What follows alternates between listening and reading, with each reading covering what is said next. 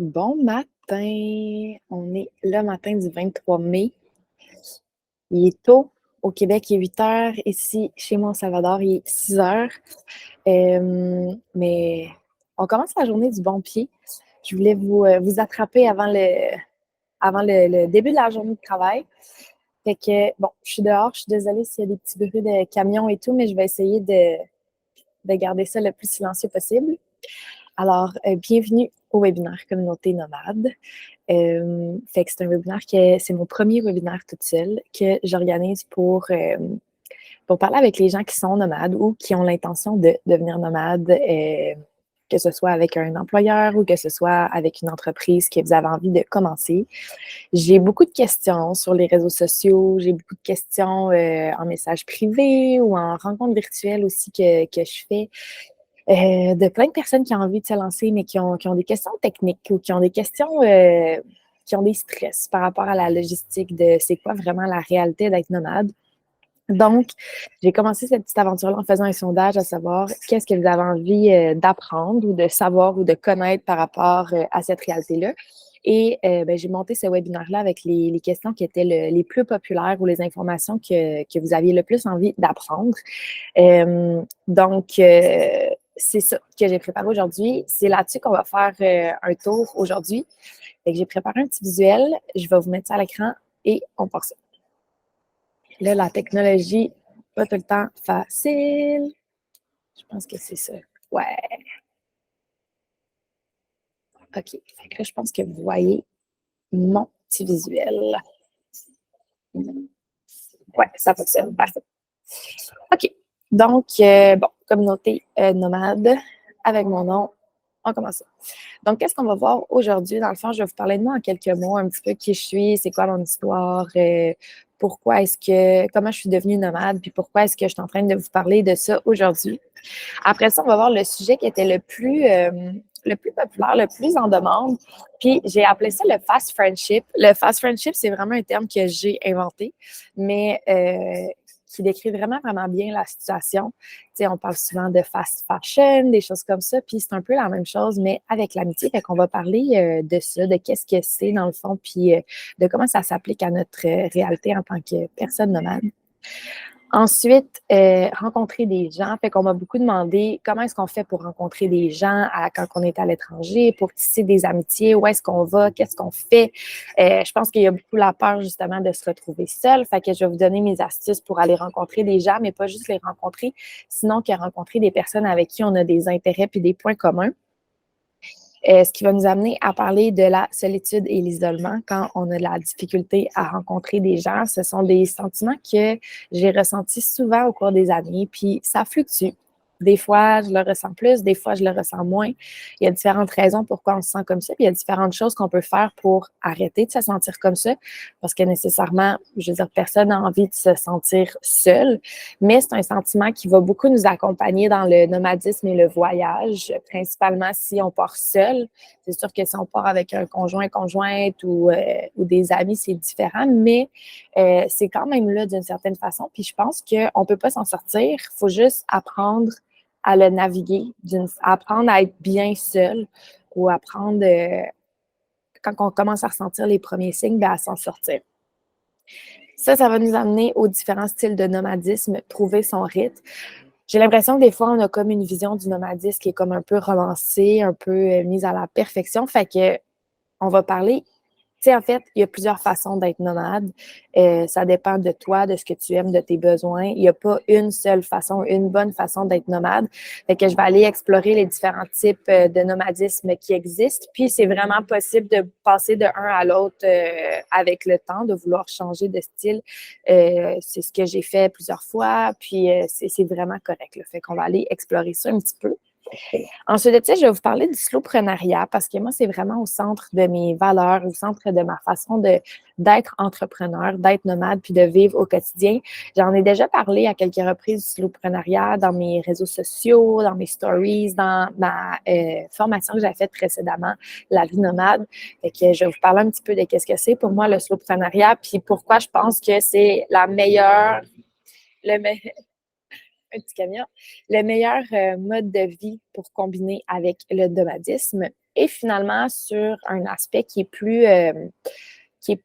logistique, qui est vraiment plus axé sur les gens qui sont entrepreneurs. Fait que si jamais ça vous intéresse moins, c'est pour ça que je l'ai mis à la fin, là, pour pas que vous soyez obligés d'écouter cette section-là si ça vous intéresse moins, mais fixer ses tarifs en tant qu'entrepreneur.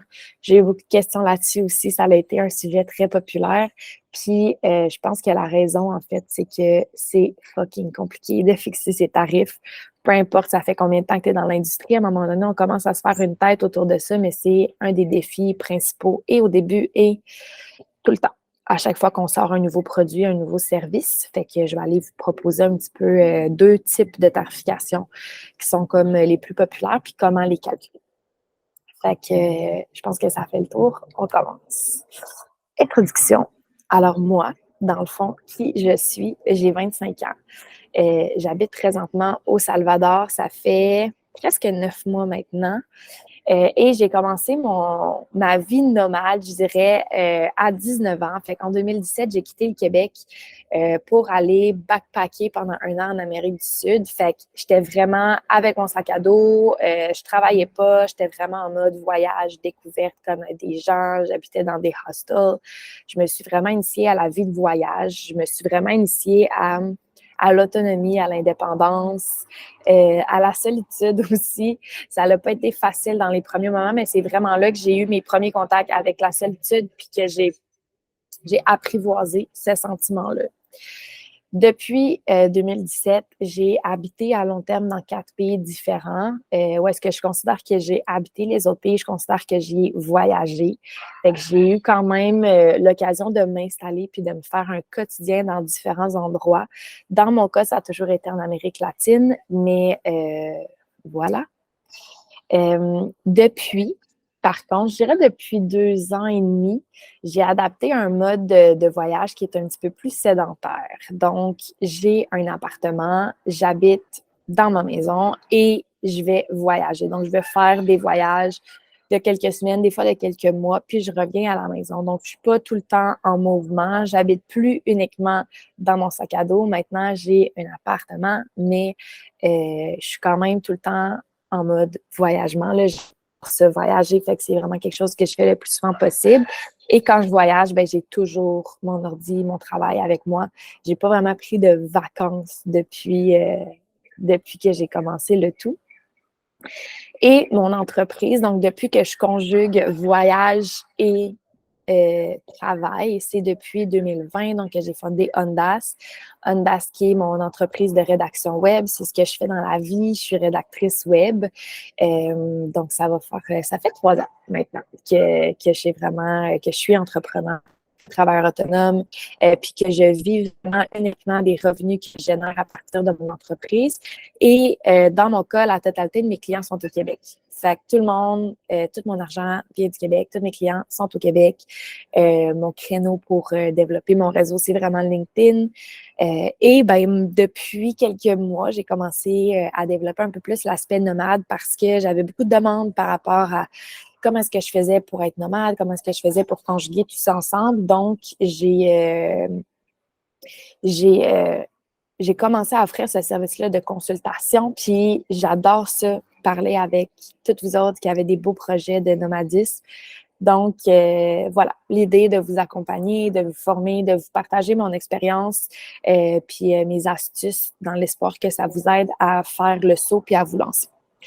Fait qu'en gros, c'est un peu ça. Là. Ça va faire presque 6 ans maintenant que je voyage à temps partiel au début, à temps plein ensuite. Fait que ça m'a fait quand même une belle expérience. J'ai vécu beaucoup d'aventures, de challenges. J'ai vécu différentes façons. Puis c'est toute cette expérience-là que j'ai envie de vous partager, mais j'ai vraiment pas envie que ça soit comme une conférence. Là. Je suis pas le tout-puissant. J'ai juste envie de vous partager qu'est-ce que moi j'ai appris, puis que si peut-être ça vous serve juste dans votre petit baluchon pour quand vous allez vous lancer, si vous rencontrez une situation X, bien, que vous ayez peut-être les outils, que vous ayez peut-être un peu le petit boost de confiance pour passer au travers des épreuves, puis ne pas vous laisser arrêter par la peur pour vous lancer dans l'aventure, dans le fond, qui vous intéresse puis qui vous fait triper. Fait qu'on va commencer tout de suite avec le sujet qui, je pense, qui était vraiment au centre de vos demandes et de vos intérêts pour la rencontre d'aujourd'hui, qui est le fast friendship. pour moi, le fast friendship, je vais vous lire la petite définition que j'ai rédigée hier. Donc, le fast friendship, en gros, là, si on met ça en 2 mots, c'est amitié éphémère. Pourquoi amitié éphémère? Parce qu'on rencontre beaucoup de gens qui sont de passage dans notre vie, soit parce que nous, on voyage puis on change de destination, ou soit parce qu'on s'arrête dans une destination qui est touristique. Par exemple, en ce moment, moi, j'habite à El Tunco, au Salvador, qui est un surf town. C'est touristique. Les gens viennent, restent quelques jours, 2 semaines, 3 semaines, et après, ils s'en vont.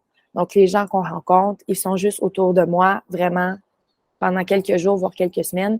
Et après ça, ben, l'amitié est comme coupée.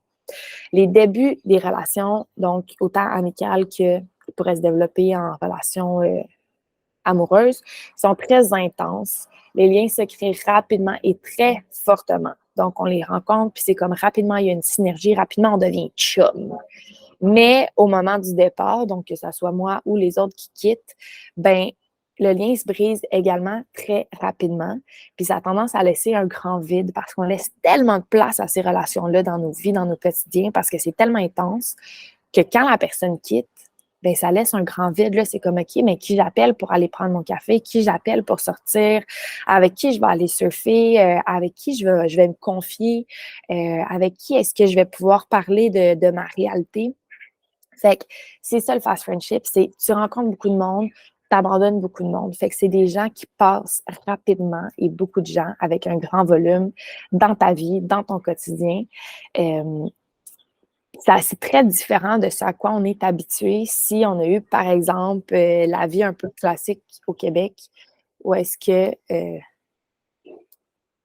j'ai eu une petite notification.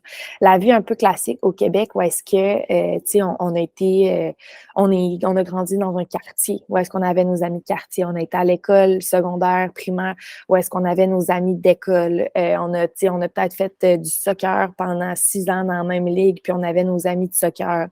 Puis, tu sais, on sortait dehors, puis on avait des amis qui étaient là. Tu sais, c'est très différent d'être habitué d'être entouré de personnes qui sont là, puis qui sont tes amis parce qu'ils sont là quotidiennement dans ton entourage, puis tu n'as pas besoin de chercher pour te faire des amis. Il y a tout le temps du monde autour de toi, puis les relations, ils se créent, puis ils sont là tout le temps autour de toi pendant plusieurs années. Fait que tu les connais. Puis même si c'est ta meilleure chum ou c'est pas ta meilleure chum, tu la connais, tu le sais comment cette personne-là, tu es habitué à sa présence.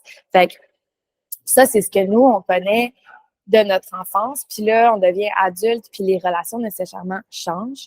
Mais là, on devient nomade et là, on a juste des gens qui sont de passage rapidement et on n'a plus cette stabilité-là amicale ou sociale qu'on était habitué d'avoir. Donc, pourquoi est-ce que je trouve que c'est particulièrement difficile? Bien, c'est difficile de trouver quelqu'un avec qui on connecte réellement. Quand il y a autant de gens qui passent dans ta vie, tu peux pas t'entendre super bien avec tout le monde. Donc, c'est difficile de trouver quelqu'un qui te dit, hey, cette personne-là, elle me fait triper, c'est mon amie, je m'entends tellement bien, je peux parler de tout avec elle. Ça arrive, mais ça arrive pas tout le temps. Pour les personnes qui ont un grand besoin de connexion, comme moi, c'est difficile de garder des relations en surface. OK, tu sais, de garder ça juste en chit-chat. C'est pas quelqu'un à qui je vais parler de mes émotions puis je vais me confier sur ma relation de couple. C'est quelqu'un avec qui, tu sais, je vais jaser de la pluie puis du beau temps. Il y en a pour qui c'est difficile. Ils ont besoin de sentir qu'ils sont, tu sais, intellectuellement challengés, qu'ils peuvent parler de sujets profonds, de sujets qui les intéressent. Fait qu'est-ce qu'on fait dans ce temps-là? Ben, on a tendance à abandonner ou à arrêter de mettre de l'effort dans nos amitiés parce qu'on sent qu'on n'est pas rempli par ces amitiés-là. Fait qu'on on se démotive un petit peu. Qu'est-ce que ça fait quand on fait ça? Ben, ça nous mène à de l'isolement et ça crée un sentiment de solitude qui est vraiment normal, qu'on va tous ressentir à un moment ou à un autre, mais qui est jamais agréable. Puis l'objectif, ben, c'est quand on commence à ressentir ça, ben, c'est de s'en sortir. Fait que c'est un peu ça pour moi, la fast friendship. C'est les amitiés qui sont éphémères puis qui nous mettent dans des situations qui sont inconfortables, qui nous amènent à se remettre en question puis qui nous demandent un effort pour s'en sortir. Le réflexe, quand on est écœuré de perdre des amis, qu'est-ce qu'on a tendance à faire? C'est de se dire, ah, ben, j'ai plus envie de rencontrer des nouvelles personnes. Fait que ça me tente plus de sortir. Ça, tu sais, je suis assise au café, ça me tente pas d'aller chatter à personne à côté de moi pour savoir elle vient de où puis comment qu'elle va. Tu sais, on n'a plus cette envie-là. Fait qu'on ne va pas parler aux autres. On se replie sur nous-mêmes, on reste plus à la maison ou quand on est dans des lieux publics, on ne va pas nécessairement s'ouvrir à l'autre. On met nos écouteurs, on reste dans notre tête. Puis si on parle à quelqu'un parce que quelqu'un nous en parle, ben on garde ça en surface. On est comme un peu, tu sais, le petit sourire un peu figé, là. Salut, ouais, ben je m'appelle Rosa. Ouais, je viens du Canada, ouais. Parfait, tu sais, puis rapidement, on se tourne de côté, rapidement, on met fin à la situation, à la conversation, puis on va pas, on laisse pas une chance à l'autre, finalement, de nous montrer sa personnalité. Fait qu'est-ce qu'on devrait faire à la place de faire ça? Puis en même temps, ce que je veux dire, c'est si c'est ça que tu ressens le besoin de faire, ben fais-le, là. Si tu as besoin de te replier sur toi-même puis tu as besoin de temps seul, fais-le. Sauf que si ce que tu as envie, c'est de rencontrer des gens, tu as le goût, là. C'est juste que crime, tu te sens pas motivé. Ben, ce que je te conseille de faire, c'est, choisir avec qui tu interagis. Fait que c'est sûr que si tu n'es pas une personne nécessairement de party, mais un soir, tu es sorti prendre un verre, ben, il y a quand même pas tant de chances que tu rencontres ta meilleure amie ou ton meilleur ami dans un bar. Parce que nécessairement, les gens qui t'entourent, c'est peut-être plus des gens de party. Fait que si toi, c'est pas avec ces personnes-là que tu as envie de te relationner, ben bof. Mais, mettons que toi, tu es quelqu'un que tu as ton entreprise, en ce moment, tu es super concentré, tu es super business-minded, tu veux être actif pendant le jour et tout, ben ça veut dire que si tu vas dans un coffee shop et tu vois quelqu'un qui travaille à l'ordinateur, ben il y a peut-être des chances que cette personne-là ait les mêmes points communs que toi. Fait que si, mettons, tu as de l'énergie pour interagir avec une personne cette journée-là, ben moi, je bêterais sa personne du coffee shop. Tu sais, je bêterais sur la personne qui semble avoir les mêmes intérêts que toi. Fait que tu peux choisir les interactions que tu penses qui ont le plus de chances de succès. Ensuite de ça, accepter que cette personne-là, c'est pas ma meilleure amie ou mon meilleur ami, mais que tu as du plaisir avec elle pour t'entraîner, pour travailler. Tu sais, cette personne-là, je ne parlerai pas de mes émotions, de mes états d'âme. Je ne vais pas nécessairement aller me confier. C'est pas quelqu'un avec qui je vais garder contact quand elle va s'en aller. Sauf que j'ai du fun quand je m'entraîne avec elle. Bon, ben parfait. Aujourd'hui, tu veux t'entraîner, appelle-la. Mais appelle-la rien que pour ça. Tu sais, prends le meilleur des personnes. Relationne-toi avec les personnes quand tu le sais que ça va te remplir de bonheur d'une façon ou d'une autre.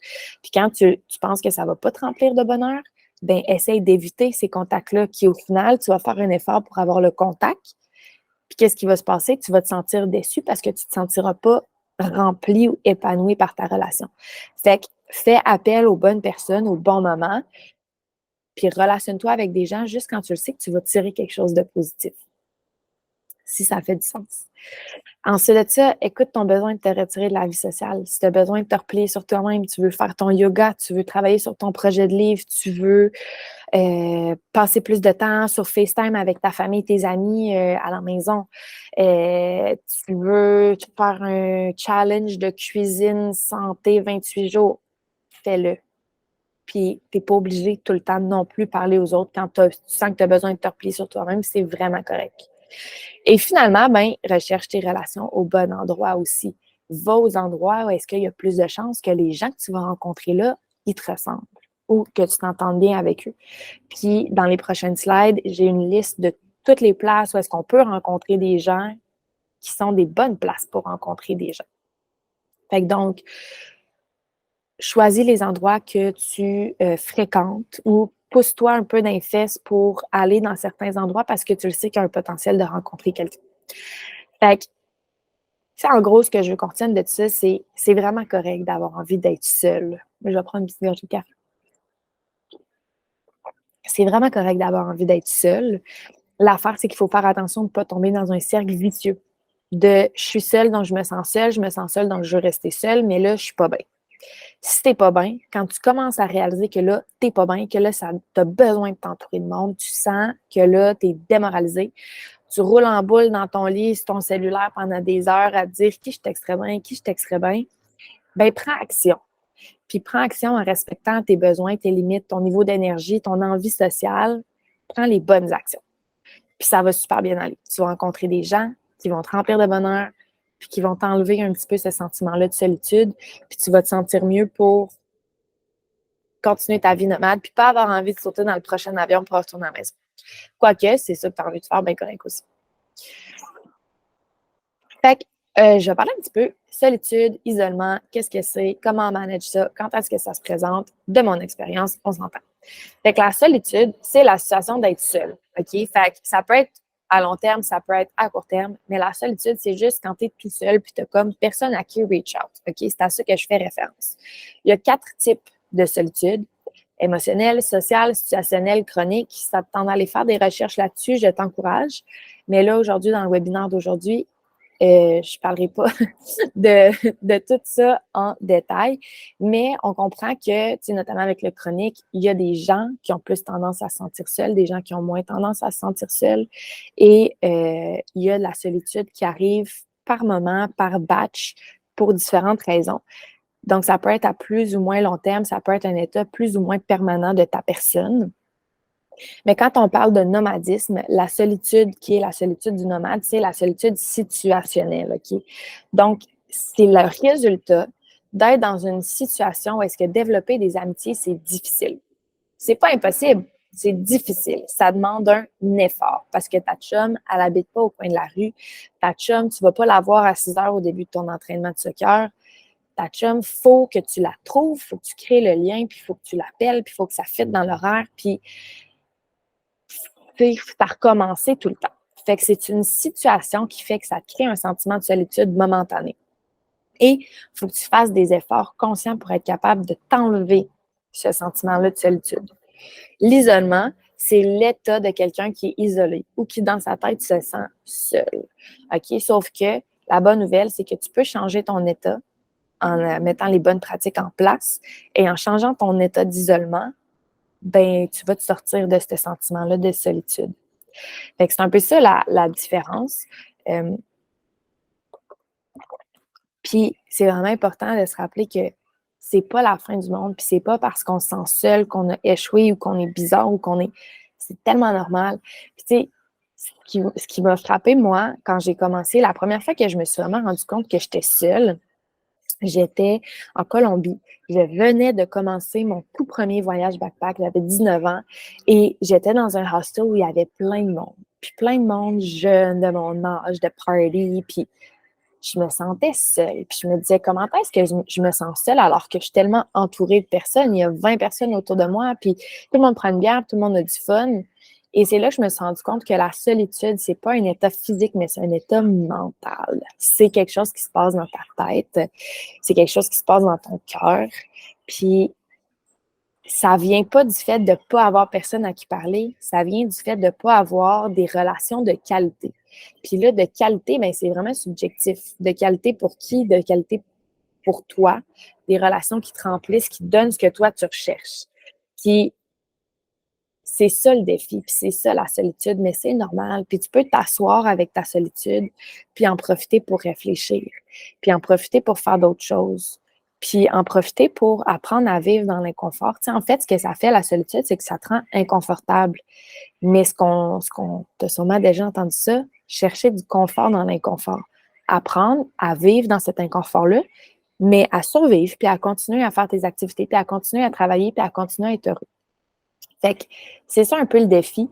Puis c'est ça qui est difficile, mais en même temps, c'est ça un peu la beauté parce qu'une fois qu'on a traversé la solitude de façon consciente, mais quand elle se présente à nous de façon inconsciente, je sais pas, ton conjoint ou ta conjointe te laisse, tu déménages pour le travail dans une ville où est-ce que tu connais personne, tu changes de quartier, il y a quelqu'un dans ton entourage qui décède, ben là, tu es comme forcé à l'isolement, mais la bonne nouvelle, c'est qu'à ce moment-là de ta vie, tu vas avoir les outils pour passer au travers.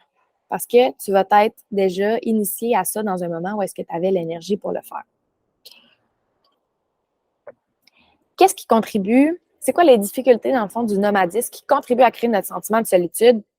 J'en ai mis 4, OK? Il y en a tellement plus que ça. Ça va être différent et unique pour chaque personne.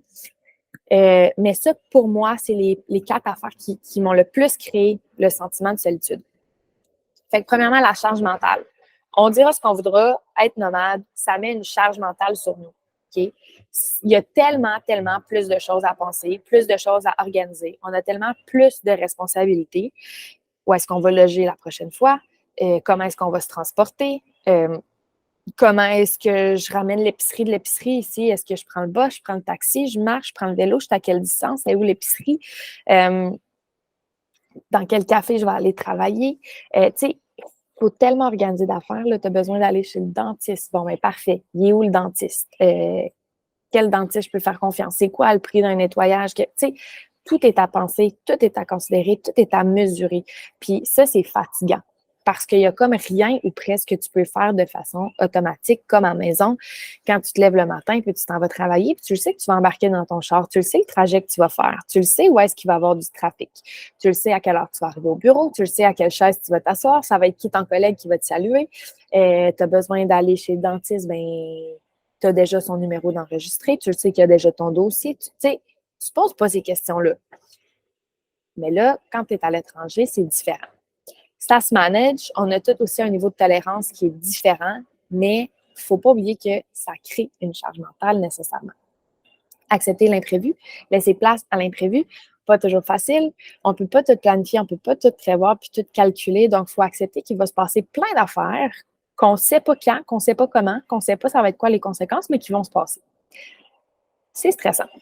Et finalement, ben, les dépenses, il y a un stress financier parce que ben, on a plus de dépenses ou là, les dépenses sont moins fixes. Fait que c'est pas j'ai un loyer de 800 tac, j'ai, tu sais, mon assurance d'automobile qui me coûte 74, tac. C'est pas comme ça. Les dépenses fluctuent en fonction d'où est-ce qu'on est. Des fois, c'est génial parce qu'on est dans une place où ça coûte vraiment moins cher. Des fois, c'est l'inverse. Stress financier. Ensuite de ça, ben, le manque de vraie connexion. Donc, manquer d'intérêt pour les gens qui sont autour de nous, sentir qu'on ne connecte pas avec les gens autour de nous, se sentir seul, c'est stressant, ça fait qu'on a plus envie de s'isoler. Manque de flexibilité. Si, par exemple, dans ta job, tu as des horaires très stricts ou tu as beaucoup de rencontres clients, fait que tu as un horaire qui est assez au quart de tour, ben, ou tu as un travail qui est très exigeant et qui te demande beaucoup d'heures de travail, ben, ça peut faire en sorte que tu passes énormément de ton temps un peu isolé sur ton ordinateur ou que les gens te proposent des activités auxquelles tu ne peux pas te permettre de participer ou que tu ne peux pas te prévoir d'activités, fait que tu sens que tu n'es pas en train de découvrir l'endroit qui t'entoure. Et en même temps, mais ça, qu'est-ce que c'est?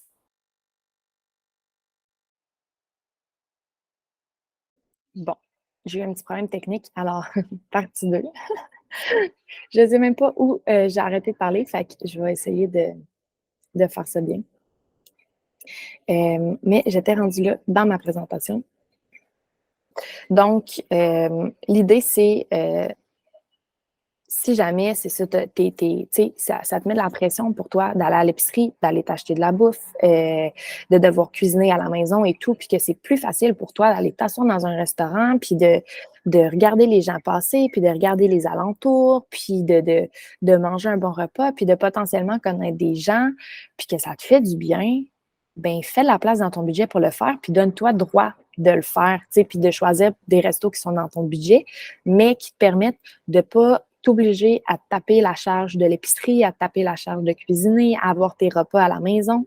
Tu sais, choisis des activités qui te permettent de sortir de ta bulle un petit peu puis d'alléger les choses, la charge mentale. Si toi, ça te pèse puis tu trouves que c'est compliqué puis ça te stresse puis ça te fait chier, ben garde, on est là pour être heureux. Fait que là, ce qui m'amène à la section rencontrer des gens. Fait comment on fait pour rencontrer les 10 personnes?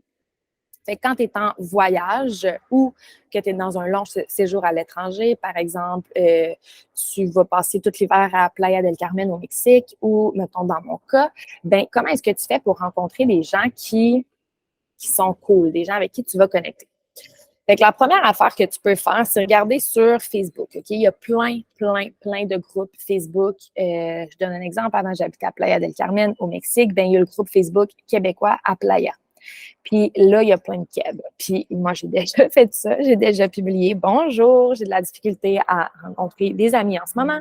Ça me tente de rencontrer des jeunes ou des moins jeunes qui vivent la même chose que moi. Fait que ça vous tente d'aller prendre une bière, écrivez-moi». Puis de là, j'ai rencontré un couple qui m'ont répondu avec qui je suis allée prendre une bière, puis on est encore amis des années plus tard. Fait que tu peux écrire dans un groupe Facebook ou regarder les annonces qui sont dans un groupe Facebook pour rencontrer d'autres Keb qui sont dans ta situation. Ou des fois, c'est des groupes, mettons, les filles qui surfent. Ben à ce moment-là, tu peux rencontrer d'autres filles qui ont les mêmes intérêts que toi. Fait que tu peux trouver des groupes où est-ce qu'il y a un potentiel de trouver quelqu'un qui est dans ton entourage puis avec qui tu pourrais passer du temps. Fait que je te recommande d'aller chercher ces groupes-là puis de ne pas hésiter à publier là-dessus. Okay? Ça ne veut pas dire que tu vas full bien t'entendre avec la personne, mais peut-être que oui. Puis au pire, ben, tu vas avoir passé 2-3 heures à chit-chatter autour d'une bière, puis ça va avoir été le fun. L'autre chose, parler, s'ouvrir à l'autre. Quand tu es avec les gens, sors de ta bulle. Parce que c'est sûr là, que si tu es très réservé, tu es très dans ta bulle, tu es très dans tes affaires, bien la connexion ne se fera pas. Fait que quand tu vas rencontrer quelqu'un, donne-toi le petit coup de pied de dire OK, je m'ouvre, je suis là, je suis ouverte, j'ai envie d'échanger, j'ai envie de parler. Troisième point, être à l'écoute de toi et de tes besoins. Si tu as envie d'être avec des filles, soit avec des filles. Si tu as envie d'être avec des chums de gars, soit avec des chums de gars. Si tu as envie d'être plus dans ta bulle puis de moins sortir pendant une période de temps, fais ça. Si tu sens que tu as besoin d'aller papillonner puis rencontrer des gens, fais ça. Fait que écoute-toi puis donne-toi ce que tu as besoin. Donne-toi une chance d'aller chercher ce que tu as réellement besoin, pas juste ce qui t'offre à toi. Okay? Puis ça demande de l'introspection, ça demande de la connexion à toi, mais c'est ça qui est beau. Troisième point, bon, plus ou moins comment rencontrer des gens, mais prends du temps pour soi, OK, dans ta journée. Ça va t'aider à avoir de l'énergie pour rencontrer des gens. Soit d'avoir une routine matinale, une routine de coucher de soleil. Moi, à 6 heures à tous les jours, je vais voir le coucher de soleil. Ben, tu vas peut-être rencontrer quelqu'un là-bas. Tu vas peut-être rencontrer quelqu'un puis tu vas dire « Hey, ça te tente-tu de voir le sunset avec moi? » Puis, ben, ça va être tenté. Tu sais, ce genre de choses-là. Moment bien-être. Si tu aimes ça, faire un yoga, ben prends le temps dans ta journée de faire un yoga. Si tu aimes ça, t'entraîner, prends le temps dans ta journée de t'entraîner. Fais des choses pour toi qui te régénèrent ton énergie, qui te font sentir bien. Puis ça va faire que tu vas avoir bien plus d'énergie pour rencontrer des gens puis pour être comme, tu sais, ouvert à l'autre quand tu vas les rencontrer. Fait qu'il faut vraiment pas négliger faire les choses pour nous. Puis même s'il y a des gens qui t'invitent, puis hey, ça te tente-tu d'aller à telle activité? Oui, ça me tente. Mais je vais être là dans une demi-heure, je vais faire un petit entraînement rapide avant d'y aller parce que je le sais que ça va me faire du bien. Néglige pas ces moments-là où est-ce que tu prends soin de toi parce que moi, je me suis rendu compte que les moments où est-ce que je me sentais plus push-push dans ma vie sociale, c'est les moments où est-ce que je faisais pas mes affaires. Je sautais sur toutes les opportunités, je voulais être dans la rue, je voulais parler au monde, je voulais être... Puis j'ai comme négligé mes affaires à moi, puis je me suis rendu compte que rapidement, mon niveau d'énergie descendait. Ensuite, bon, c'est peut-être pas ton jam, la spiritualité, je te l'accorde, mais travaille ta spiritualité, ton intuition, le connecter avec toi-même, OK? Fait que sois à l'écoute de tes besoins. Qu'est-ce que tu ressens? Est-ce que tu es fatigué parce que tu es comme pas dans un bon mood ou tu es fatigué parce que ton corps, ton esprit a besoin de repos?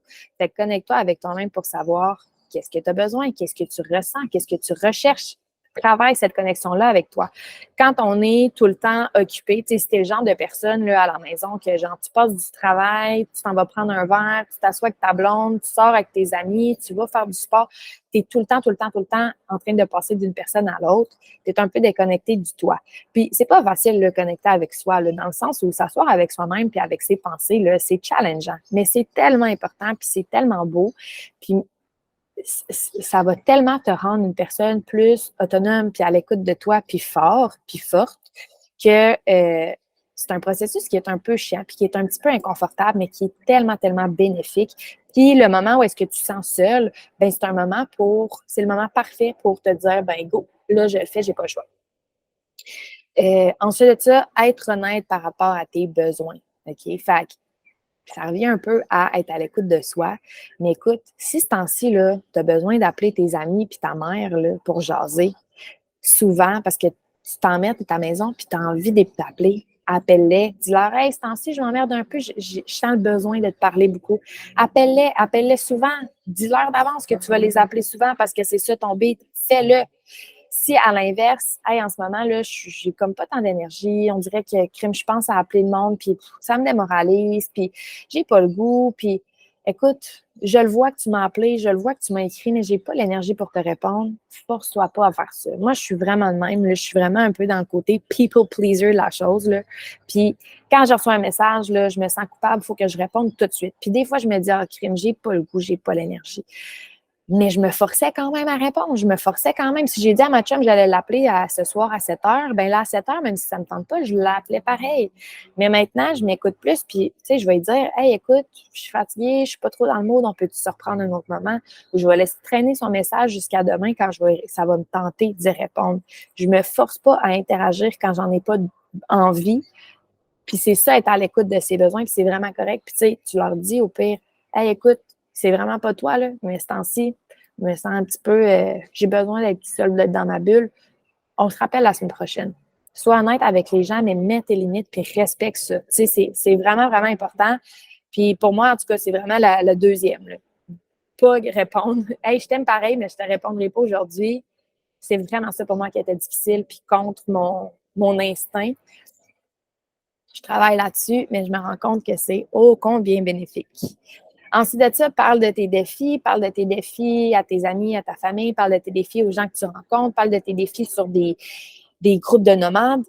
Parle-en de tes défis. En ce moment, je suis nomade, je me rends compte que c'est vraiment difficile pour moi d'être seule. Dans la ville où je suis actuellement, j'ai de la misère à rencontrer des gens. Tu vas te rendre compte qu'il y a vraiment plus de gens que tu penses qui passent par là. Il y a vraiment du monde qui passe par là. Fait que parler de tes défis,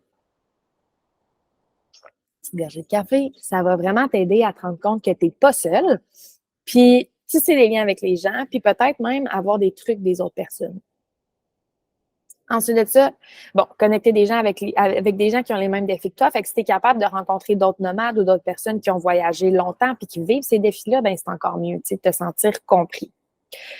Les salaires et les relations qui nous remplissent pas, tu sais, choisir ses batailles, veut dire, écoute, toi, je t'ai rencontré, puis tu m'écris souvent, puis tu m'invites à des activités, mais je me rends compte que ça me tente pas, là, d'aller voir le coucher de soleil avec toi parce que je m'entorche un peu. Finalement, ben c'est correct. Tu peux dire, hein, écoute, je pense que, tu sais, on va arrêter ça là. Ou, écoute, j'ai pas senti qu'on avait vraiment une connexion et tout. Fait que, tu sais, tu peux mettre fin à des relations, on n'est pas obligé de garder le contact. Puis ça, c'est ce qui est le fun. Tu sais, quand la fille est dans ton équipe de soccer, puis qu'elle t'avoue tous les vendredis, puis les mercredis, bien, c'est sûr que c'est touché de dire que tu l'aimes pas. Mais quand la personne, tu lui dois rien, puis qu'elle est comme personne vraiment dans ta vie, puis que vous faites juste vous voir pour le fun, puis c'est pas le fun, bien, tu peux lui dire, pas le fun pour moi, tu lui dois rien, puis c'est correct, tu sais. Elle va continuer son chemin. Fait que c'est correct de dire, ah, tu vois, cette personne-là, je l'ai rencontrée. Je pensais que je m'entendais bien avec. Finalement, pas tant que ça. Ben, bye. Correct.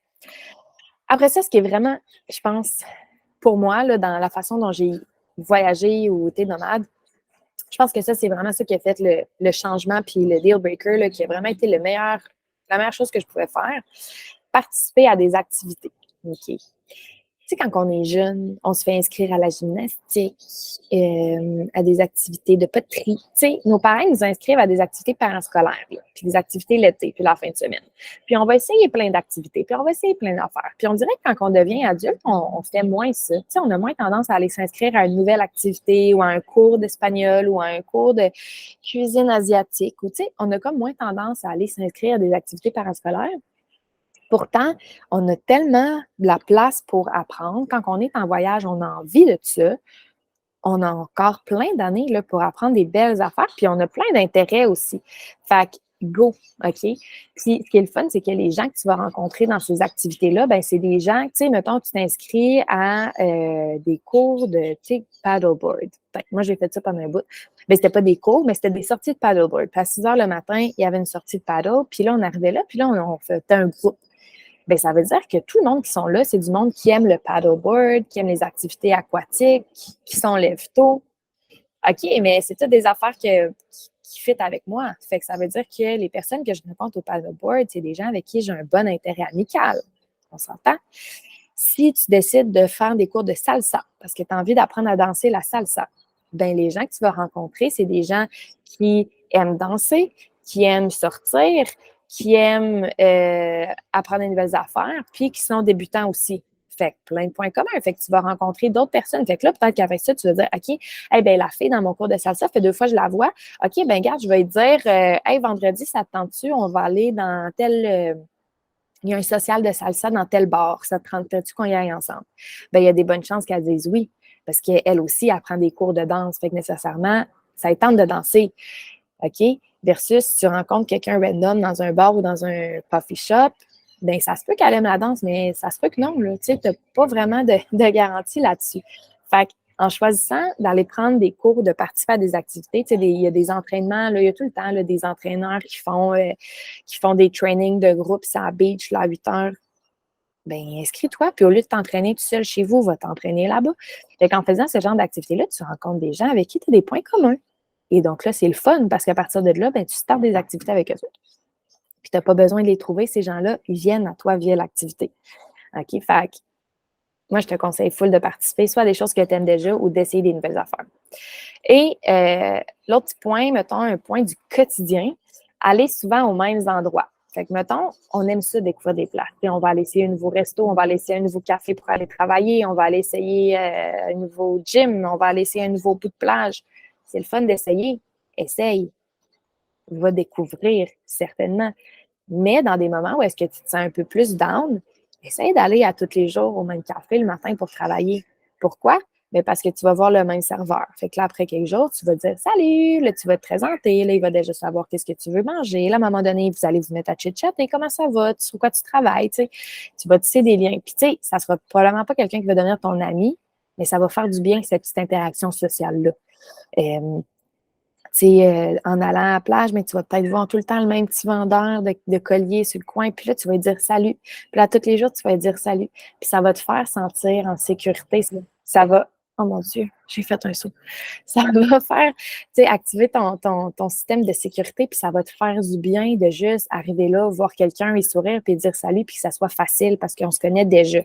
Fait que dans des moments où est-ce que tu sens que tu te sens un peu plus seul, prends l'habitude d'aller aux mêmes endroits, d'aller au même resto, au même café, prends l'habitude de prendre un beat de cette façon-là, ça va te faire du bien. Fait que ça, c'est comme la petite checklist que je me suis rendu compte que moi, quand je me sens plus seule, je fais ça. Ou quand j'arrive dans une nouvelle place, ben j'ai comme tendance à faire ça parce qu'avec le temps, j'ai découvert que ça me faisait sentir bien. OK? Fait que c'est donc bien lettre. OK. Mon oncle qui faisait, ça m'énerve. Fait que donc, ce qu'on en retient, là, c'est écoute-toi. Connecte avec des gens qui ont les mêmes défis, puis ouvre-toi à l'autre. Fais des activités comme si tu faisais des activités parascolaires, puis prends une routine, prends un beat. Des endroits que tu consommes, que tu consultes, comment est-ce qu'on dit ça? Les endroits où tu vas et des choses que tu fais qui te font du bien. OK? Puis ça, je pense que c'est comme ce qui a été le plus demandé pour le webinaire, là, ben c'est ça. Puis ça m'a vraiment pris du temps et une belle réflexion pour sortir ces bullet points-là parce que ben, j'ai fait une introspection à savoir qu'est-ce que je fais réellement quand je suis dans ces situations-là. Ben c'est ça. Fait que je suis bien contente de t'y partager. OK. Fait que ça nous amène aux différents styles de nomadisme. J'en ai sorti 4 que j'ai inventés moi-même. OK, ces mots-là n'existent pas, là, vraiment. Mais c'est 4, mettons, styles de nomadisme principaux que j'ai trouvés. Puis, il n'y a pas de bonne ou de mauvaise façon d'être nomade. Il n'y a pas de recette secrète. Il n'y en a pas un qui est plus cool que l'autre. OK? Fait que je vais te les présenter. Donc, il y a le nomade, mettons, classique, là, celui-là qui est toujours en mouvement. Genre, moi, en 2017, quand je suis partie avec mon sac à dos puis j'ai commencé à voyager. Ou genre moi, pendant mes 2 semaines au Portugal l'année passée, où est-ce que genre, je bougeais à tous les 3-4 jours. Fait que tu es en mode, je veux être touriste, je veux visiter, je veux aller voir les cathédrales, je veux aller faire l'excursion à la waterfall. À tous les 3-4 jours, je change de ville, je veux connaître le pays. Fait que celui-là qui bouge beaucoup. Si je peux me permettre, c'est cool ça, parce que tu es vraiment en voyage. Tu expérimentes le voyage, puis si c'est ta passion, c'est quelque chose que tu aimes dans la vie, ben there you go. En même temps, c'est fatigant de toujours bouger, ça demande beaucoup de planification, beaucoup d'organisation, ça fait que tu changes beaucoup d'environnement puis de personnes. Tu es toujours en mode découverte, ce qui est super stimulant d'un côté, mais super fatigant de l'autre, parce que tu n'as pas, comme je disais tantôt, le réflexe de dire OK, ben la pharmacie est là. À chaque fois que tu veux faire quelque chose, il faut que tu cherches, il faut que tu bouges. Mais vraiment le fun parce que tu voyages en même temps. Après ça, il y a ce que je dirais slow traveler. Fait que tu n'as pas nécessairement un appartement, OK? Sauf que tu bouges. l'affaire, c'est que tu restes quelques semaines, mettons, à chaque endroit. Fait que, tu sais, exemple, tu vas habiter un mois à chaque ville. Fait que tu as quand même le temps de t'habituer à ton environnement. Tu as quand même le temps d'apprendre t'es où, d'avoir des repères.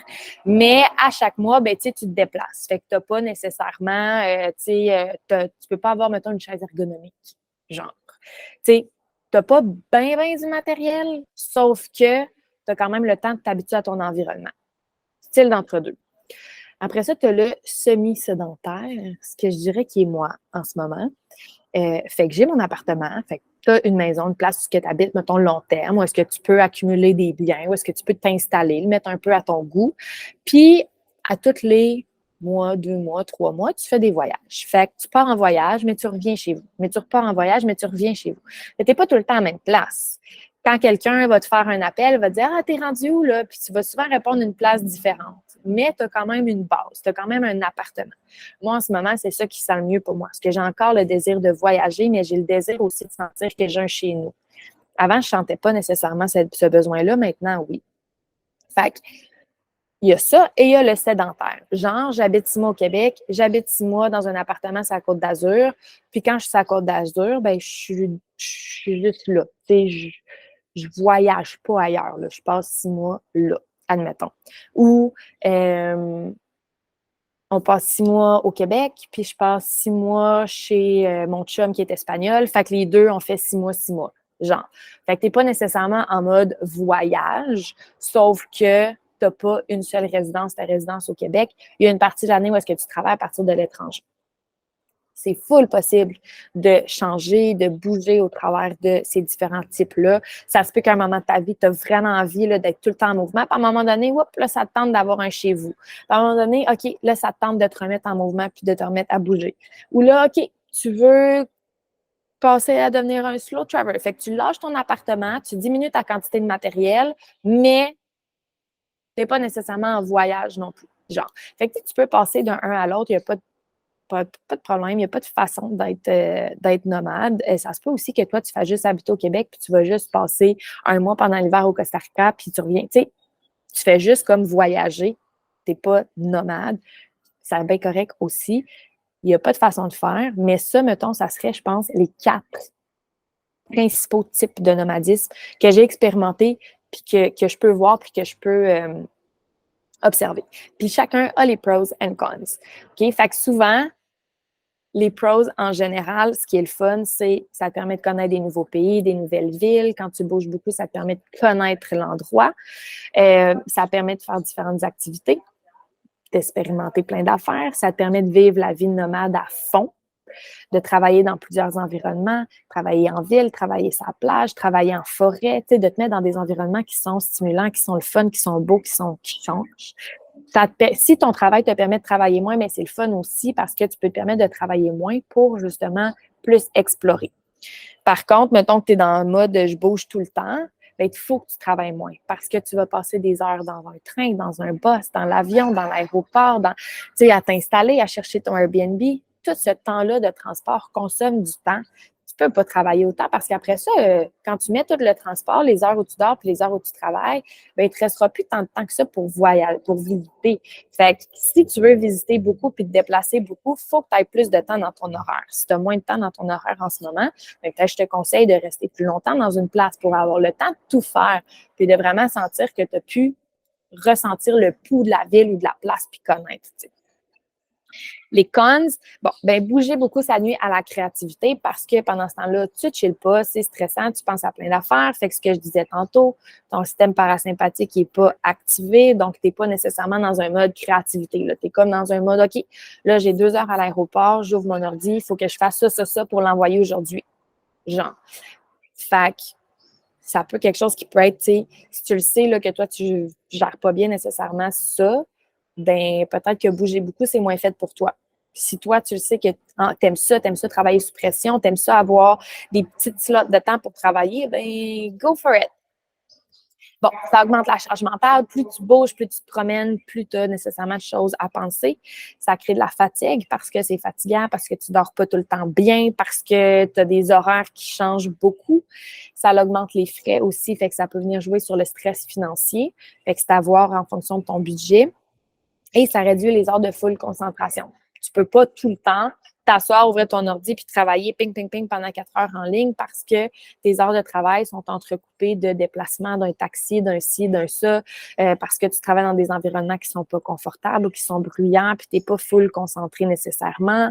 Fait que, tu sais, puis honnêtement, je suis pas en train de dire de pas faire ça, là. J'aime ça, faire ce mode de vie-là aussi. Il faut juste être conscient qu'à un moment donné, ça nuit un peu aux heures de productivité de travail, puis qu'à un moment donné, c'est fatigant. Fait que peut-être, si tu prévois faire ça, moi, ce que je te conseille, prévois de faire ça pendant quelques semaines, un mois, puis après ça, un mois de chiller à une place, puis au pire, de repartir après. Mais tu sais, de prévoir d'être tout le temps en constant mouvement comme ça pendant 3 mois, 4, 5 mois, si tu l'as pas encore essayé, puis tu sais pas comment tu vas dealer avec ça, ben peut-être je te le conseille pas pour tout de suite.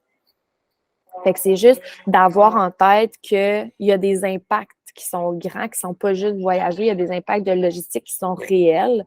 Puis, est-ce que toi, tu es prêt à affronter ça? Est-ce que toi, tu vas bien le gérer? Puis, est-ce que ça te tente? Puis, pour combien de temps ça te tente? Tu peux prendre des breaks entre-temps. Ce qui m'amène à parler du slowpreneuriat. Parce que comme je disais tantôt, si tu peux te permettre de travailler moins, de travailler sur un horaire plus lousse, bien nécessairement, tu as plus de temps pour te déplacer, tu as plus de temps pour chiller, pour faire des activités, pour connaître la place, pour rencontrer des gens, pour prendre le pouls d'une nouvelle place. Puis, ben ça va full dans ma mentalité à moi de slowpreneuriat. Je me considère comme slowpreneur et j'encourage tout le monde qui sont nomades à penser, connaître, adopter le slowpreneuriat parce que je pense que nomadisme et slowpreneuriat, ça fait ensemble. Combien de fois j'ai dit slowpreneuriat dans les dernières phrases? Je vais arrêter de le dire.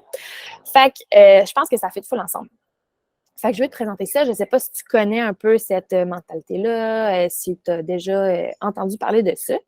Mais le slowpreneuriat, c'est un entrepreneur ou une entrepreneur qui choisit d'apporter une contribution positive et durable au monde par les affaires. Donc, ton entreprise a un aspect éco-durable, un aspect durable, OK. C'est quoi? Éco? Je trouve pas le mot. Mais donc, tu fais attention à la planète, tu fais attention au monde qui t'entoure, tu fais attention à ton horaire, tu fais attention avec les gens. Tu sais, c'est que tu es conscient, OK? Tu es conscient, éco-responsable. Tu es conscient de tout ce que tu fais. Tu veux pas cramer la planète, mais tu veux pas cramer tes ailes. Tu veux pas faire un burn-out. Tu veux pas être tout le temps à fond, mon minou, là, tu sais, la pédale dans le tapis. Tu veux aussi avoir le temps de chiller, OK? Donc, c'est une approche qui est consciente, puis tu es à l'écoute de tes besoins. Donc, tu es conscient des actions que tu fais, des conséquences de ces actions-là, puis de ce que tu as besoin. En d'autres mots, chill the fuck down. On n'est pas obligé de travailler 40, 50, 60 heures par semaine pour avoir une entreprise, pour être successful, pour être valide aux yeux des autres. On n'a pas besoin à tout moment de sa vie de travailler, d'être successful, de s'entraîner, de manger santé, de boire de l'eau, d'avoir des amis. Tu sais, à un moment donné, on a tellement de pression de tout faire tout le temps. C'est pas nécessaire. On peut avoir des moments où, hey, sais-tu quoi? Ce temps-ci, j'ai moins d'énergie, où j'ai priorisé beaucoup ma vie sociale, je me suis moins entraînée. Mais c'est correct, mon minou, il n'y en a pas de problème. Chill the fuck down, écoute tes besoins, fais ce que tu peux, ce qui est disponible à toi en ce moment, puis le reste, laisse-le aller parce que c'est pas grave. OK? Fait que c'est un peu ça, le slowpreneuriat. Tu sais, je pourrais prendre, tu sais, moi, maintenant, en ce moment, là, je travaille depuis les dernières années à peu près 10 à 15 heures par semaine. Puis, je pourrais travailler 35, 40 heures, puis faire bien plus de cash. Mais sauf que moi, ça ne me tente pas de travailler 30, 40 heures. Puis, tout l'argent que je vais faire, j'en ai pas de besoin. Dans les pays où est-ce que j'ai habité dernièrement, mes dépenses étaient vraiment moins élevées là, qu'au Québec. Je n'avais pas besoin de faire le même salaire qu'au Québec. Si je faisais le même salaire, ce qui serait cool, c'est que je pourrais full économiser puis mettre de côté. Mais en même temps, moi, en ce moment, ma priorité, là, c'est d'avoir du temps pour aller surfer en milieu de journée. C'est de pouvoir dire oui à des amis qui s'en vont aux chutes le mercredi après-midi, puis de pouvoir me joindre à eux. C'est d'avoir du temps pour lire dans mon hamac. C'est d'avoir du temps pour travailler sur des projets personnels. Fait que moi, c'est ça qui est important. Fait que j'aime mieux faire moins d'argent puis d'avoir cette flexibilité-là au niveau de mon horaire. Puis toutes mes dépenses sont couvertes. Fait que moi, je suis bien là. Tu sais, je gagne de l'argent, j'économise pareil, tout est beau. Fait que je pourrais travailler plus pour faire plus d'argent, mais moi, c'est pas ça ma priorité en ce moment. Moi, ma priorité, c'est de profiter. Donc, je décide de travailler seulement 10-15 heures, de faire le salaire que je fais, puis de vivre comme je fais. C'est ça, le slowpreneuriat, c'est s'écouter, puis c'est faire assez pour ce qu'on a de besoin, mais pas chercher à faire plus tout le temps.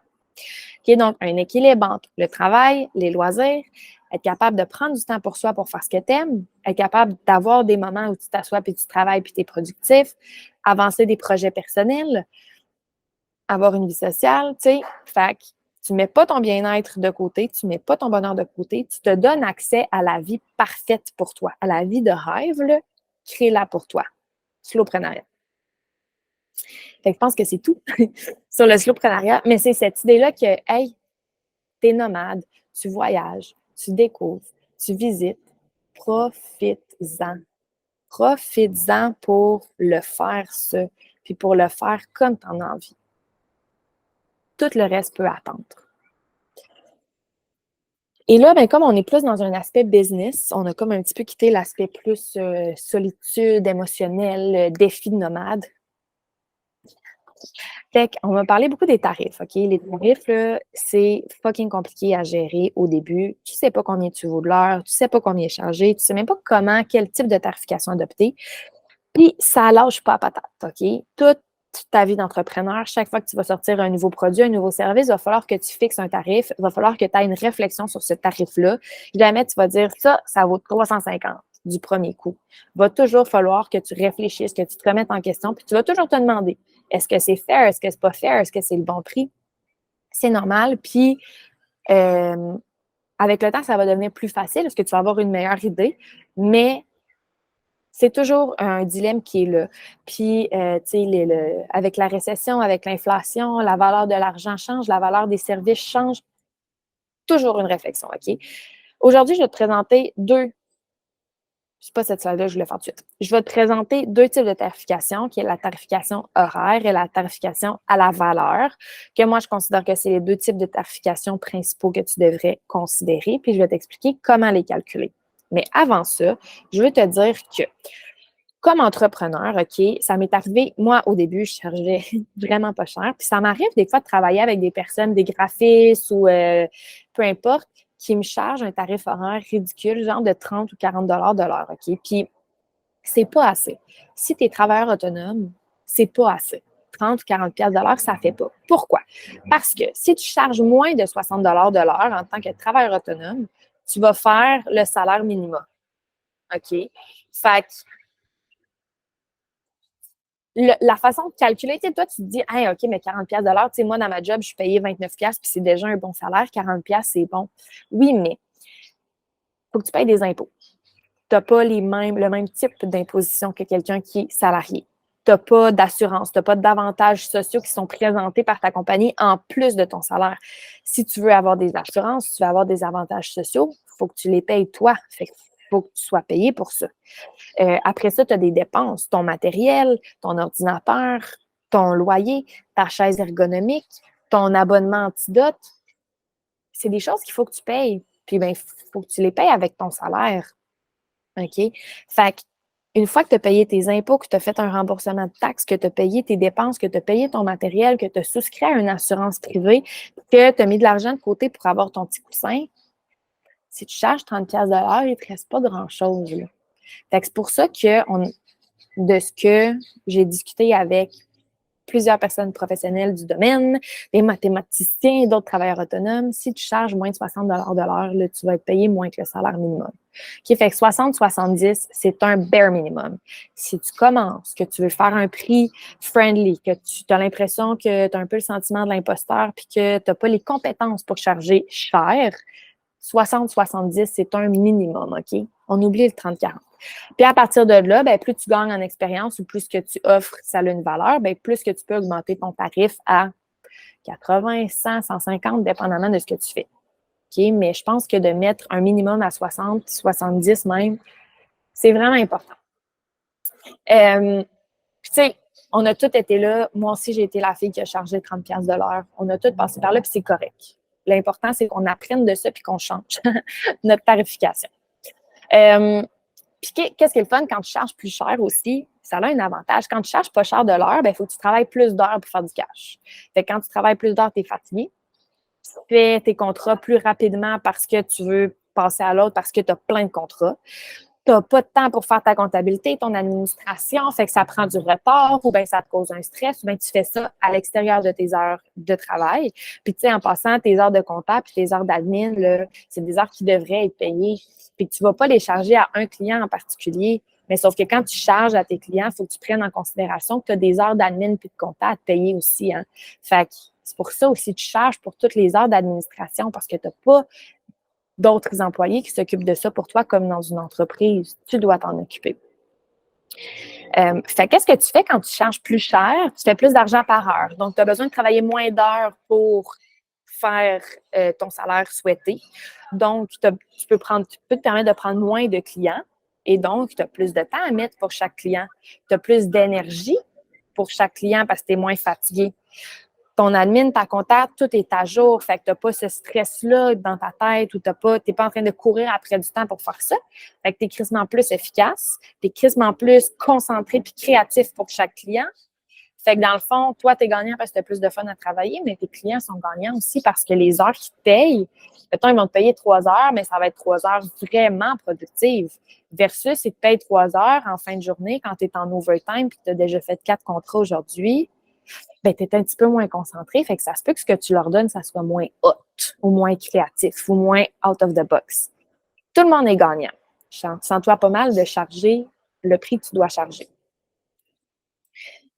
Aussi, ce que je veux dire, principalement si tu fais un travail qui est créatif, si tu es rédactrice, tu fais des stratégies marketing, tu fais de la trad, tu es designer graphique, tu es designer UX, genre, le temps n'est pas représentatif de la valeur de ton travail, OK? Parce que tu peux avoir une méga bonne idée en 2 minutes. Tu peux avoir une bonne idée dans la douche. Tu sors de la douche, tu t'assois, tu écris tout ça, ça te prend une demi-heure, c'est là, wow! OK? Puis une autre journée, la même affaire, ça se peut que tu sois assis pendant 6 heures à regarder le plafond. Puis tu décides de finalement aller te faire à manger ou de finalement faire un petit yoga pour te changer les idées. Puis ça te prend 6 heures avant d'avoir la même qualité des affaires sur papier. Ben tu peux pas, pour le même service, charger 6 heures à un client puis 30 minutes à l'autre. Puis là, cette idée-là, elle vaut combien en temps? Tu sais, fait que le temps, c'est pas représentatif de ton idée parce que quand on est en créativité, on pense tout le temps. On a des idées qui nous viennent à tout moment. Il y en a qui se réveillent dans le milieu de la nuit pour avoir des idées. Fait que, tu sais, c'est tout le temps là dans le fond de notre tête, puis à un moment donné, l'idée, elle pop. Mais tu ne sais pas combien de temps vraiment ton cerveau a été en train de penser à ça. T'sais. Fait que c'est pour ça que c'est vraiment difficile, en tout cas pour moi, pour un travail créatif, je recommande pas de charger au temps ou à l'heure parce que c'est tellement subjectif. Fait que garde ça en tête, voir est-ce que tu trouves que ça te convient ou pas finalement un tarif horaire. Deuxième chose, temps de gestion. Tu dois toujours ajouter entre 10 et 15 sur tes factures pour couvrir tes frais d'admin. OK? Tes frais d'admin, tes frais de compta, toute la gestion de ton entreprise, rentrer tes dépenses, envoyer tes factures, les échanges de courriels, enregistrer, faire tes taxes, envoyer des documents au gouvernement, tout ça. Okay? Fait que moi, je rajoute tout le temps à peu près un 10 là, à ma facture en termes de temps de gestion pour que tous les clients ensemble couvrent ce temps-là où je fais juste de la gestion d'entreprise. Et finalement, les dépenses, n'oublie pas de calculer tes dépenses. Combien ça te coûte à peu près par mois ou par année de dépenses? Puis des dépenses, il y en a une liste exhaustive. J'ai d'ailleurs, si ça te tente d'en savoir un peu plus, j'ai un article de blog sur cette slide-là, plus détaillé sur mon site web, fait que tu peux aller le consulter. Mais les dépenses les plus importantes là, que je te dirais à vraiment prendre en compte, qu'à peu près tout le monde a, ben c'est des déplacements si tu vas voir tes clients physiquement, fait que ton gaz, ton temps, etc. C'est ton abonnement à différentes plateformes, fait qu'est-ce que tu as un abonnement Canva, as-tu un abonnement pour QuickBooks, est-ce que tu as Antidote, est-ce que tu utilises Notion pour prendre des notes, Trello, etc. Fait que toutes les plateformes que tu utilises auxquelles tu payes des abonnements. Ton matériel de travail, ordinateur, bureau, papier, crayon, Remarkable, iPad, toutes ces affaires-là que tu achètes pour travailler quand tu changes tes écouteurs, tout ça, et tes frais fixes. Donc, le pourcentage de ton logement, le pourcentage de ton forfait cellulaire qui est alloué à ton espace de bureau puis qui va devenir une dépense admissible si tu travailles de la maison. Fait que tu as toutes ces dépenses-là que tu peux mettre aussi. Là, par contre, logement cellulaire, bon, je ne suis pas comptable, là, mais faire attention, tu ne peux pas charger 100 de ton logement là, parce qu'il y a une partie de ta maison qui te sert à habiter. Fait que tu peux juste charger un pourcentage de ton loyer qui est le pourcentage équivalent à l'espace de ta maison qui est alloué au travail. Même chose pour le cellulaire. Fait que moi, j'ajoute toujours à peu près un autre 10 pour les dépenses parce que moi, c'est ce qui fit, mais tu peux calculer, OK, combien j'ai de dépenses, mettons, dans l'année à peu près. Tu divises ça sur 12 mois, ça représente quel pourcentage de ton revenu sur 12 mois? Fait que, puis là, ben, tu peux arrondir puis charger ça tout le temps. Fait que tu peux calculer ton tarif horaire, tu rajoutes un 10 de temps de gestion, un 10 de dépenses, et ça, c'est ce que tu vas envoyer comme facture au client. Je ne sais pas si c'est clair, là, c'est vraiment beaucoup d'informations. Comme je dis, j'ai mon article de blog aussi qui est là, qui est mieux détaillé, il y a plus de contenu que tu peux aller te référer pour plus tard. Fait qu'une fois que tu as compris que charger, c'est oui le travail, mais oui la gestion, mais aussi les dépenses,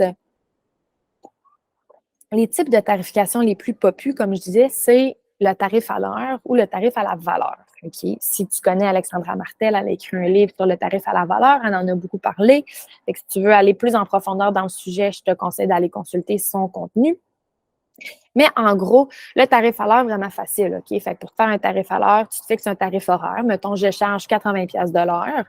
Tu estimes combien de temps ça va prendre pour faire ton mandat. Mettons, OK, je dois rédiger une landing page. Je pense que ça va me prendre 10 heures. Tu inclus après ça ton temps d'administration et tes dépenses. Tu calcules à peu près combien de temps tu vas passer en rencontre avec le client, combien de temps tu vas passer à répondre à des courriels. Fait que, mettons, tu rajoutes 1h30 à tout ça avec tes 10 et fait que là, tu dis, bon, ben ça va te coûter 800$ plus 150, 950. Ça va être ça le prix pour 8 heures de travail. Ah, je me suis déconnectée d'ici. Donnez-moi une petite minute. Bon, je n'ai pas d'Internet. Fait que c'est ça. Excusez-moi. Puis avec le temps, à force de faire ça, ben, tu vas pouvoir t'ajuster puis savoir de mieux en mieux combien de temps tu dois allouer pour chaque type de produit que tu proposes. Ça, c'est vraiment le simple, OK. À la valeur, c'est un petit peu plus tricky parce que calculer ta valeur et la valeur de ton service, c'est assez subjectif, OK? Mais c'est tellement plus représentatif du travail que tu offres. Pourquoi? Comme je te disais tantôt, si tu passes 30 minutes vraiment sur le projet, ben c'est un peu yard de charger juste 30 minutes versus quand tu passes 6 heures à garder le mur, ben tu te sens pas à l'aise de charger 6 heures au client parce que tu sais que tu as principalement regardé le mur. Fait que c'est ça qui est un petit peu poche avec le à l'heure versus à la valeur, ben là, tu n'as pas ce dilemme-là. Qu'est-ce que tu fais à la valeur? Tu te fais ton tarif horaire. Donc, mettons, moi, je charge 80$ de l'heure. Tu estimes le temps requis. Je pense que ça va prendre à peu près 10 heures. OK? Donc, ça nous ferait à peu près 800$. Et là, qui est comme, mettons, ton minimum pour ton coût de vie puis tes dépenses.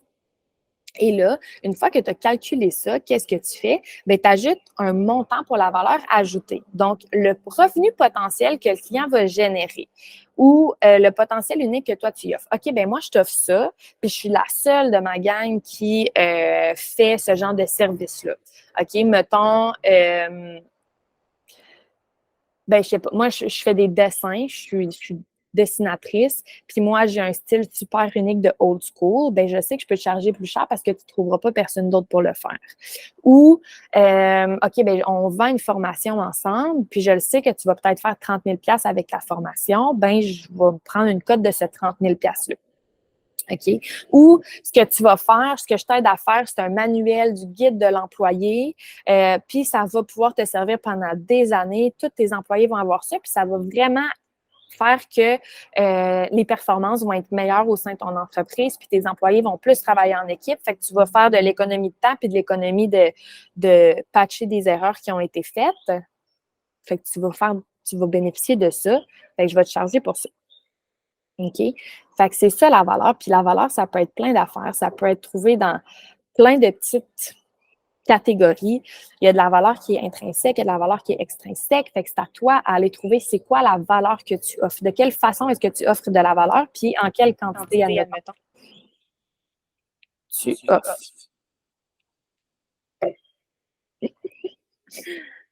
OK. Donc, une tarification de la valeur, mon exemple A, c'est une à l'heure. OK? Donc, tu estimes 10 heures, tu charges 100$ de l'heure, donc ça fait 1000$. Et là, Non, je me suis trompée, c'est ma tarification à la valeur, mais mon exemple A. Fait que tu as un premier client, OK, tu charges 100 pièces de l'heure, tu estimes à peu près 10 heures pour son travail, fait que ça fait à peu près 1000 pièces mettons, de plancher. Et là, il faut que tu ajoutes la valeur. Donc, tu rédiges une page de vente et l'objectif de cette page de vente-là, donc ce qu'elle va potentiellement générer, c'est 10 ventes d'un programme à 3 000 $. Donc, il va y avoir 10 personnes qui vont acheter ce programme-là qui coûte 3 000 $. Donc, Martine, qui est ta cliente, elle gagnerait 30 000 $ avec ce projet-là. Donc, toi, tu pourrais dire, OK, ben Martine, moi, je pense que ma valeur, c'est que je vais me garder 10 de ce que tu vas générer, OK? Ou de ce qu'on estime que tu vas générer. Donc, 10 de 30 000, c'est 3 000. Fait que je vais te charger 3 000 supplémentaires, qui est 10 de ce que tu vas faire, parce que moi, je pense que tu dois au moins payer ça. Donc, mon 1 000 $ de plancher plus mon 3 000 $ de valeur, ça fait que je vais te charger 4 000 pour ta page de vente, parce que ta page de vente, elle va te permettre de faire vraiment d'argent, puis d'aller chercher vraiment de la visibilité dans ta clientèle cible. Là, c'est tous des chiffres, OK, X là, que j'ai trouvés qui sont faciles puis qui sont ronds, là, mais ça donne une idée. Fait que tu pourrais te dire, moi, c'est comme ça que je vais le calculer, mettons, dans le cas d'une page de vente. Mais ça, c'est parce que Martine, elle vend des programmes chers à 3 000 $. Fait que Martine, elle a plus de revenus puis elle a plus d'argent à investir aussi. Mais en même temps, est-ce que tu vas aller charger 4 000 $ à quelqu'un qui vend des affaires à 20 $? Bien, ça ne fait pas de sens. OK, ce qui nous amène à notre exemple B. Mettons que c'est la même chose. Donc, tu estimes 10 heures puis tu charges 100 $ de l'heure. Fait que tu as un plancher encore à 1000. Sauf que là, mettons, notre objectif, c'est la même chose, c'est de vendre 10 programmes, mais les programmes coûtent 500 $. Bien là, Martine, elle va juste faire 5 000 $ avec son projet. Là. Tu sais, si elle atteint son objectif, elle va juste faire 5 000 $ de profit. Et tu ne peux pas y charger 4 000 $ pour sa page de vente, ça ne fait pas de sens. Donc, qu'est-ce que tu vas faire? Bien, tu vas calculer une valeur de 10 de son revenu souhaité, près 500 $. Et donc, tu vas juste lui charger 1 500 $ pour ça, parce que sinon, ben, ça ne fait pas de sens. Là. Sinon, elle ne fait pas d'argent, ça ne donne rien. Fait que pour le même service, la même page de vente, peut-être le même temps de travail, à une, tu vas charger 4 000, à l'autre, tu vas charger 1 500, mais c'est parce que tu leur offres pas la même valeur. Tu leur offres pas le même potentiel de revenu. OK? Fait que ça peut être une façon de le calculer. Après ça, il faut garder en tête que dans le cas, mettons qu'on ne parle pas de la vente d'un programme, bien, ça peut être différent à calculer. Exemple, si on parle d'un manuel de l'employé, ça va être différent de le calculer.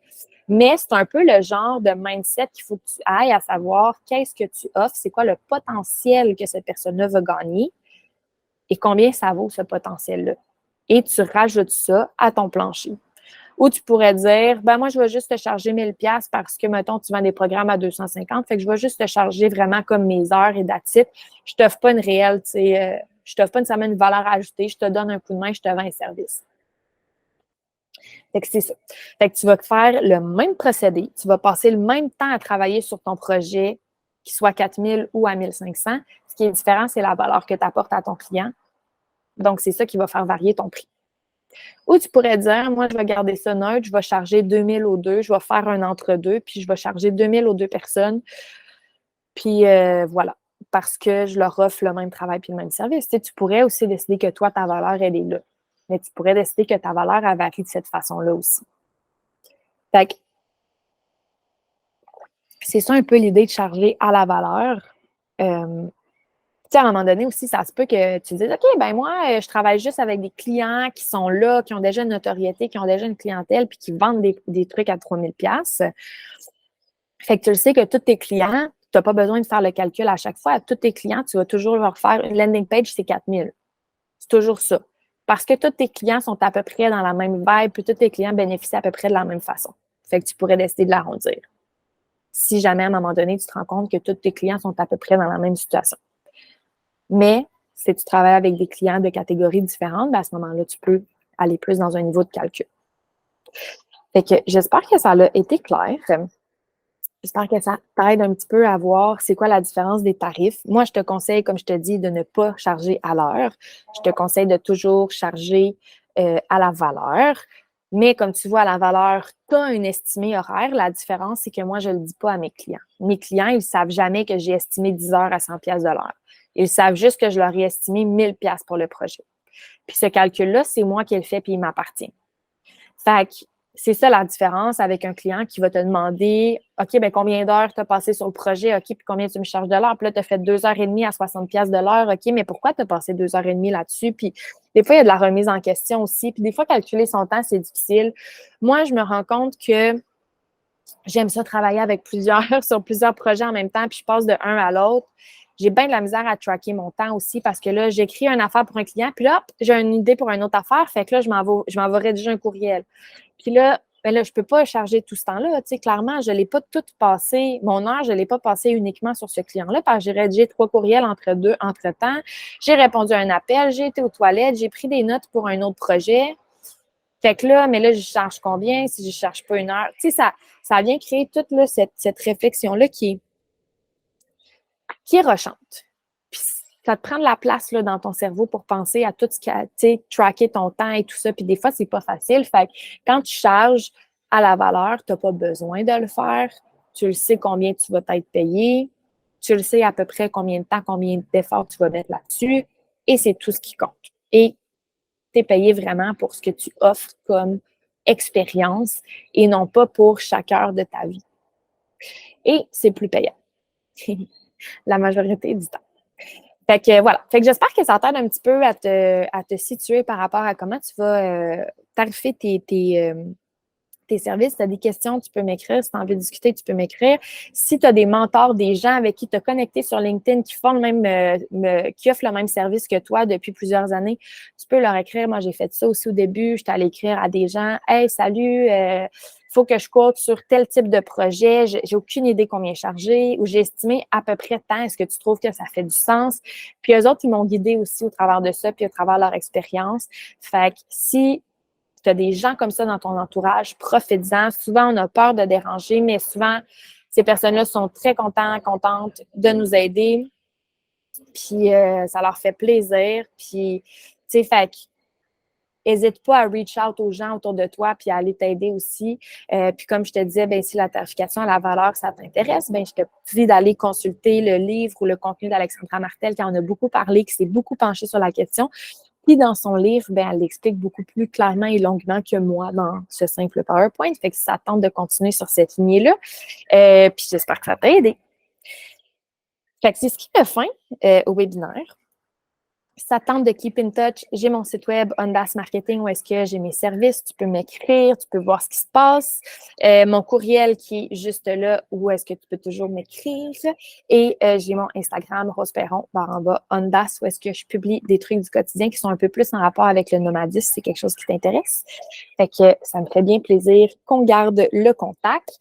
Si tu as des questions, feedback, sujets dont tu aimerais discuter par rapport à ce qu'on a parlé aujourd'hui dans le webinaire, je t'invite à m'écrire soit dans les commentaires, soit à mon courriel, soit sur Insta. Ça va me faire plaisir de partager avec toi.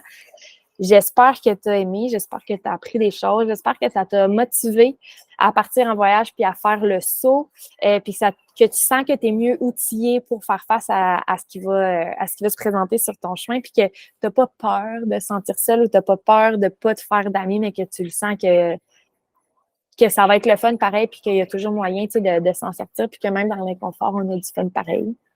Fait que voilà. J'ai été vraiment contente de ce webinaire. Merci d'avoir été là. Puis j'espère qu'on va keep in touch. Il va certainement y avoir d'autres événements comme ça qui vont être faits. Donc, tu recevras un courriel. Et ben, je pense que je vais arrêter. J'ai pas gagné un Oscar là, quand même. Fait que je vais arrêter ça là. Merci full. Bonne fin de journée. Bonne journée. Puis j'espère qu'on va se revoir.